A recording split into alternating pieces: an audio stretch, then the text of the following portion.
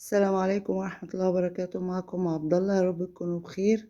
هنعمل مع بعض النهاردة أسرع وأخف جلاش ممكن تعملوه. يلا توكلنا على الله، بسم الله الرحمن الرحيم. أول حاجة هنجيب لفة جلاش، هنقسمها نصين بس بالتقريب، يعني مش لازم نقعد نعد. تمام. وهنقوم بعد ما نقسمها احنا محضرين شربات: كوبايتين سكر، كوباية ونص مية، عصرة ليمونة، وبنسيبها بالظبط 10 دقايق على النار. شربات تقيل وبنسيب الشربات يبرد. دي أول حاجة. تمام. هنجيب دلوقتي بقى نعد نقسم الجلاش معانا. أحلى حاجة بقى في الجلاش ده إنه سهل أوي أوي أوي. ممكن لو هجيلك ضيوف فجأة وانت عندك لفة جلاش ممكن تعمليه. طبعا لو في حاجة مقطوعة بنحطها في النص. خلاص كده. وبعدين دلوقتي بقى احنا هنجيب الصينية نحضرها جنبنا، ونجيب ديت نص كوباية جوز الهند عليها سوداني. اي حاجة، اي حشو عندك حطيه، اي حاجة متاحة حطيه. مش عايزة اقولك هو سريع ازاي في تحضيره. ونطبقه بالطريقة دي. هنلفه كده، يعني نخليه كده ايه، نظبطه بالتطبيق عشان ميبقاش في حاجة خارجة وحاجة داخلة. خلاص كده احنا هنسويها بقى ونحطها في الصينية عشان نعمل النص التاني. هنجهز بعد كده في الصينية. يلا نعمل النص التاني. ولو في بشوفه انا حاطة المقطع في جوه، اوزع بقية المكسرات او الحاجة اللي انا حشوة، يعني المتاحة عندك. يعني ما تروحيش بقى تكلفي نفسك تجيبي حاجات غالية، وكل المتاح عندك حطيه. وشوفي هنطبقه برضو بنفس الطريقة دي. انا هقطعه مثلثات، انت عايزة تقطعي مربعات عادي مفيش اي مشكلة. بس المثلثات شكلها كان ظريف يعني.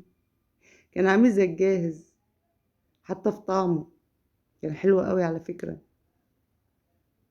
ولو انت بقى عندك ضيوف جايلك وانت مش لاقيه حاجة تعمليها وما عندكيش وقت، ممكن تظبطي لفة الجلاش بالطريقة دي زي ما انا قلت، هتجهز في ثواني يعني.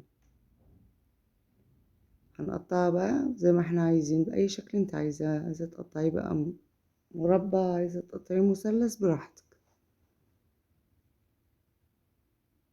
خلاص احنا هنخلص الكمية دي. جبنا بقى دلوقتي هنجيب نص كوباية زبدة سايحة، بس الزبدة بتكون سخنة، مش مقدوحة بس سخنة. وحط عليها معلقة صغيرة بيكنج باودر. فحتى عشان الزبدة سخنة البيكنج باودر فار فيه. هنسقي بقى الجلاش الجزئين دول بالزبدة، نوزع الزبدة بتساوي عليه.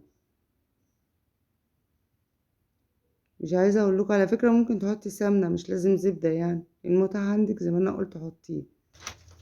خلاص احنا نوزع بقى الزبدة كده، نستنى ربع ساعة لغاية ما الزبدة الجلاش يشربها كلها. شوفوا حتى عليت، يعني اترفعت كمان. هنخبزها بقى على 170 لمدة نص ساعة وهي سخنة والشربات بارد. بنقوم ساقين على طول. ونسيب بقى نسيبها شوية كده لغاية ايه ما الشربات ده كله يتشرب. وهنحطه بقى دلوقتي ان شاء الله بعد ما نطلعه من الصينية في طبق، ونحطه في التلاجة شوية. انا بحبه بارد بس عادي، هو في ناس بتاكله سخن كتير يعني، بس انا بفضله بارد. انت وذوقك. شوفوا الكمية ما شاء الله قد ايه. ده من لفة جلاش واحدة، وهتشرفك ان شاء الله قدام ضيوفك، وهتعجب جوزك وعيالك وكل ليلة ان شاء الله. واتمنى يا رب يكون عجبكم ان شاء الله. واشوفكم ان شاء الله في فيديو جديد. السلام عليكم ورحمة الله وبركاته.